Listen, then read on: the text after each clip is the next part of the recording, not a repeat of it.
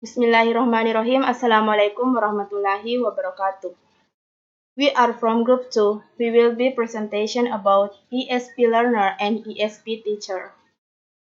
My name is Nurmala and my friends are Hairunisa Adwa and Nasril. ESP learner. English for specific purpose has been a current trend in language teaching for years. The ESP principal take part in the process of design a syllabus or develop a teaching material for a particular course or study. English for specific purpose telah menjadi tren saat ini dalam pengajaran bahasa selama bertahun-tahun. Nah, prinsip-prinsip ESP mengambil bagian dalam proses merancang silabus atau mengembangkan bahan ajar untuk kursus atau studi tertentu.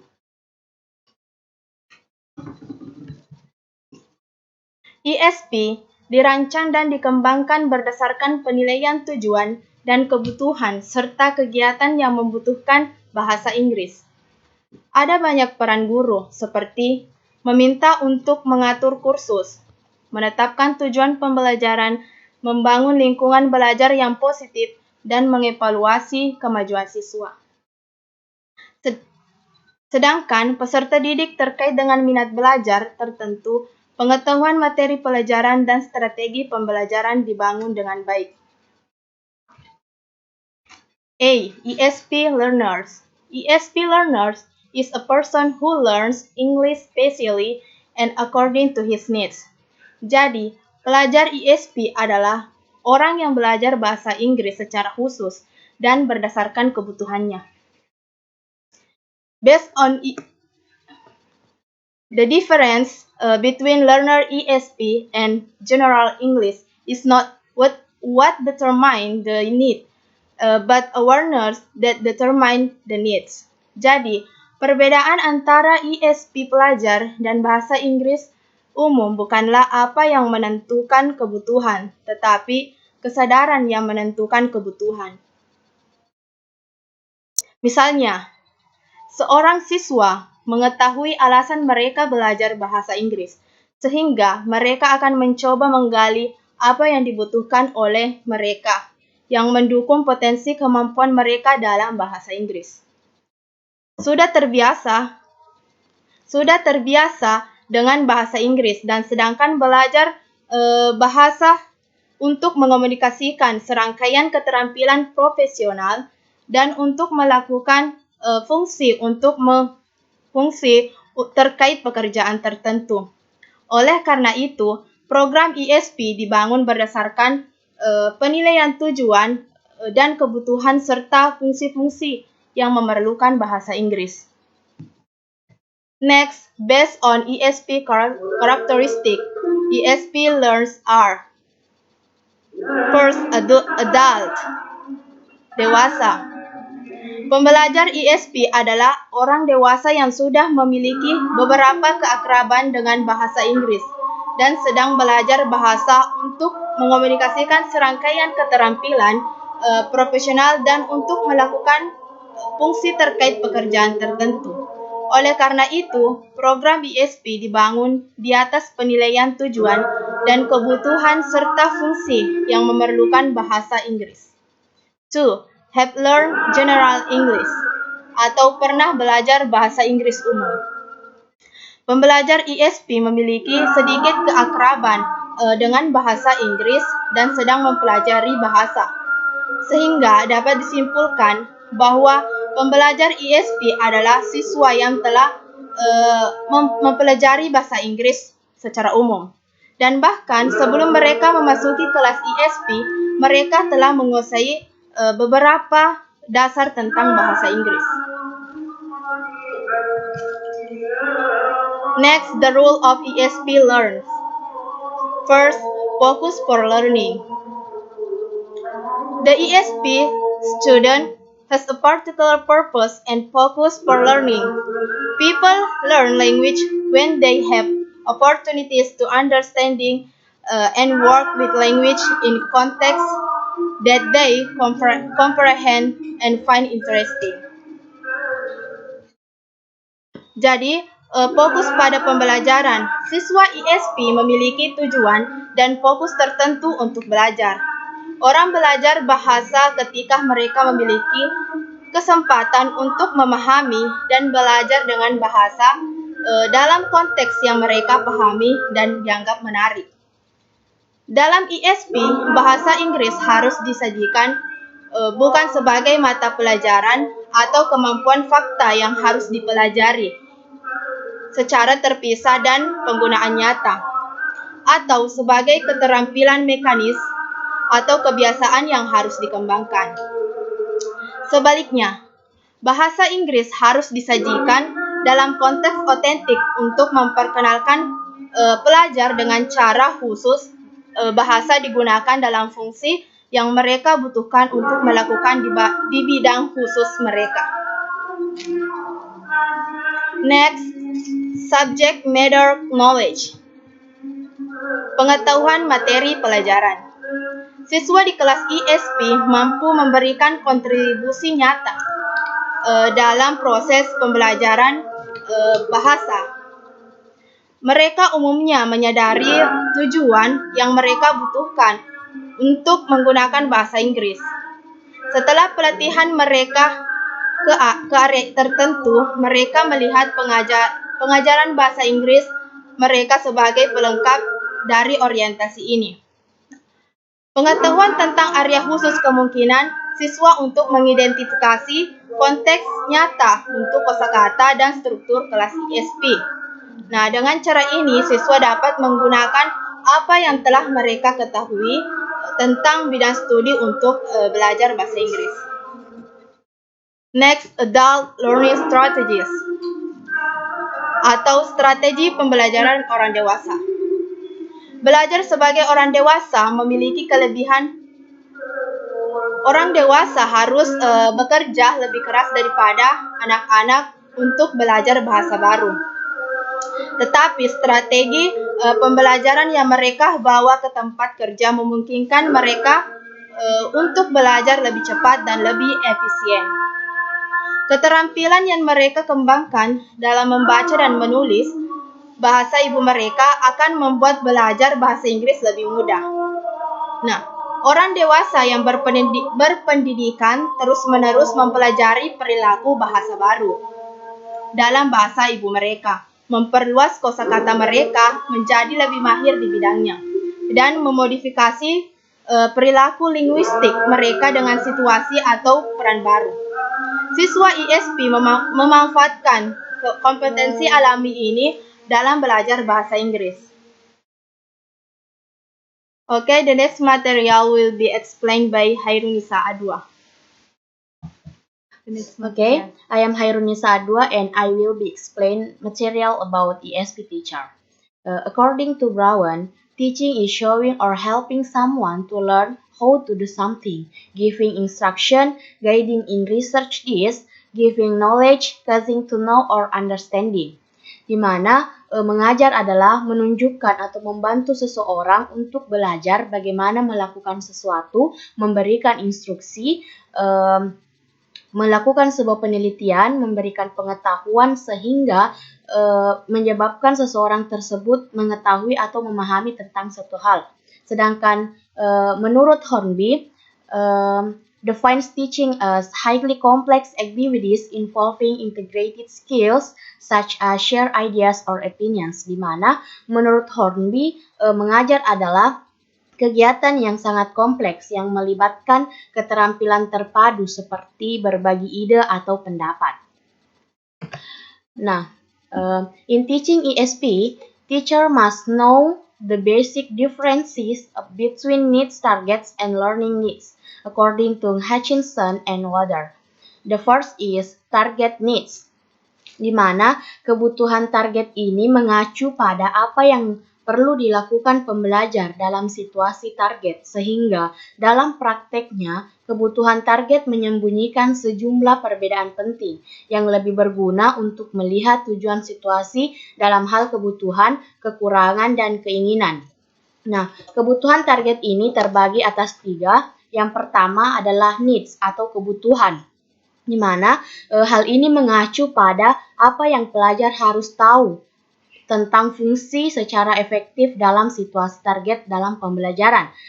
Nah, kebutuhan itu juga disebut sebagai jenis kebutuhan yang ditentukan oleh tuntutan situasi sasaran. Dan yang kedua adalah defisiensi atau kekurangan, di mana di sini pengajar atau guru perlu mengetahui apakah siswa memahami apa yang telah kita ajarkan, sehingga guru dapat menentukan atau menemukan kebutuhan siswa berdasarkan kekurangan yang telah ditemukannya. Nah, apakah peserta didik membutuhkan instruksi untuk melakukan sesuatu atau bergantung pada seberapa baik mereka dapat melakukannya. Atau dengan kata lain, target kemampuan perlu disesuaikan dengan kemampuan yang ada pada siswa, di mana kesenjangan antara keduanya disebut tidak cukup untuk mengetahui kekurangan-kekurangan siswa tersebut. Dan yang ketiga adalah desire atau menginginkan, di mana Dietrich and Hutchinson and Wader mengemukakan pendapatnya bahwa kebutuhan tidak ada secara independen dari seseorang. Orang-oranglah yang membangun citra kebutuhan mereka pada basis data-data yang berkaitan dengan diri mereka dan dari lingkungan mereka sendiri. Nah, di sini dapat kita tafsirkan bahwa kebutuhan bisa berbeda-beda berdasarkan sudut pandang responden.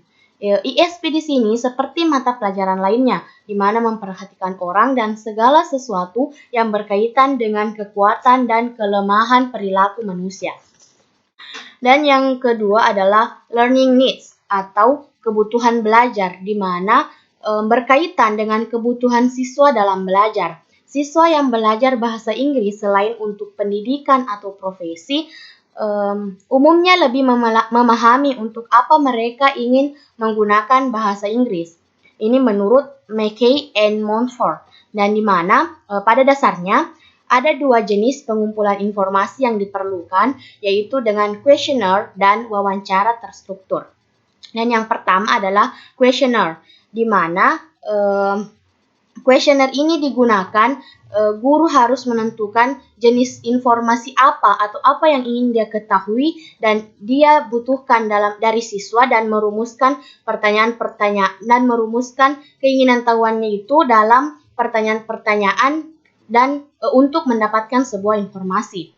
Dan yang kedua yaitu structure interview atau wawancara terstruktur, di mana wawancara terstruktur ini mirip dengan penyusunan questionnaire, tapi perbedaannya terletak pada tidak dilengkapinya informasi oleh pemberi informasi, tetapi diselesaikan oleh pengumpul informasi yang menanyakan langsung dengan lembar wawancara kepada orang yang diselidiki atau orang yang ingin diselidiki atau diteliti.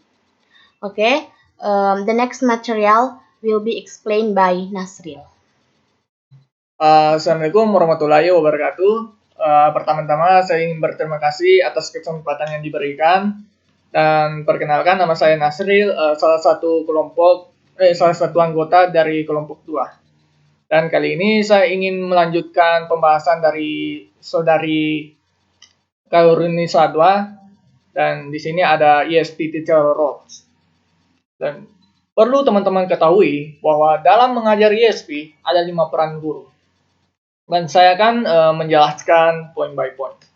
Jadi poin yang pertama yaitu ada guru sebagai guru. Guru sebagai guru berarti guru hanya bertindak sebagai guru bahasa Inggris biasa.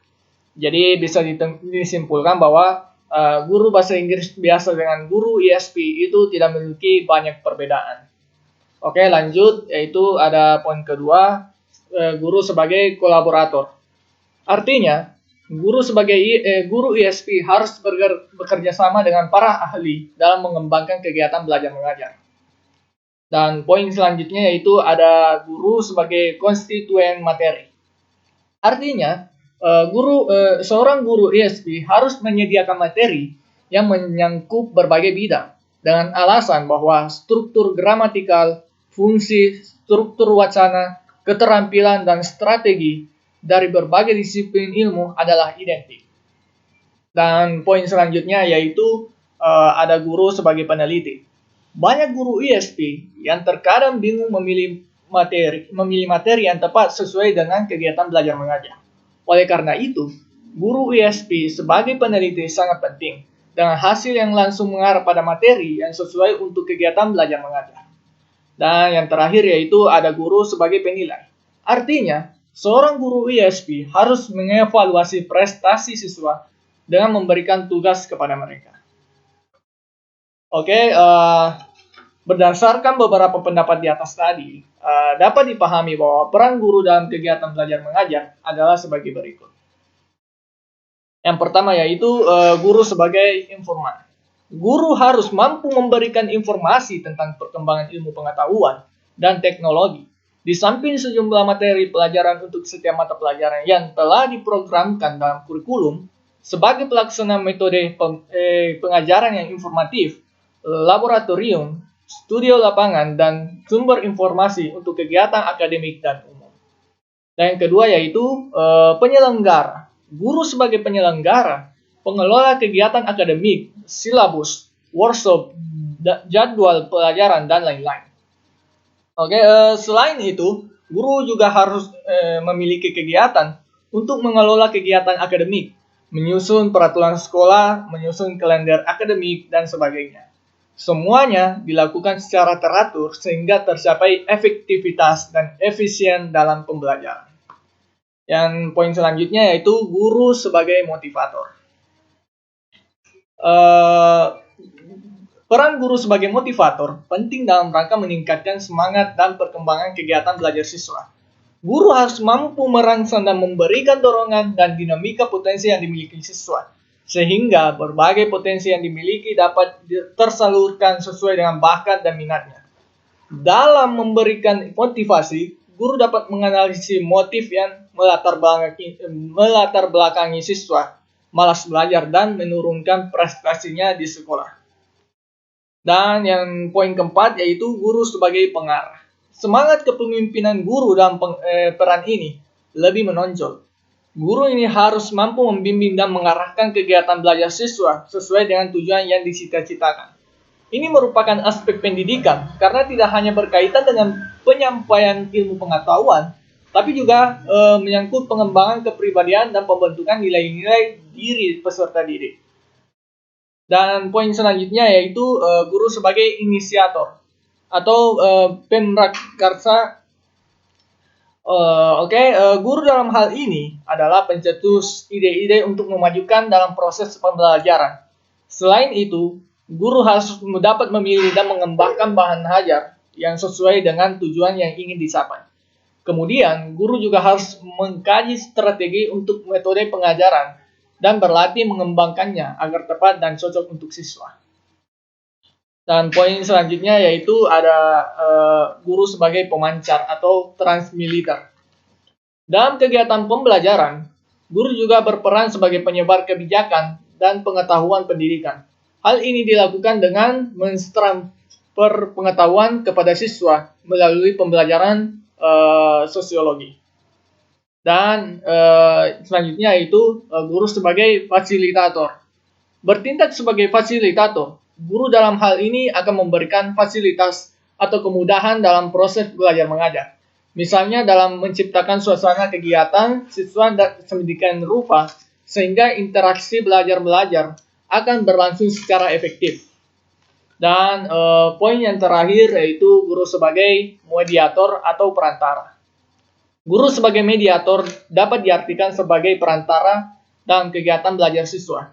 Guru hendaknya menciptakan lingkungan yang berkualitas, yang interaktif secara maksimal, mengatur alur kegiatan siswa, menampung semua permasalahan yang diajukan siswa, dan mengembalikan permasalahan tersebut kepada siswa lain untuk dijawab dan dipecahkan bersama, kemudian menarik kesimpulan sebagai pembelajar. Itulah penjelasan dari kelompok U2. Mungkin ada yang kurang dipahami atau kurang jelas. Inilah kesempatan kalian untuk bertanya.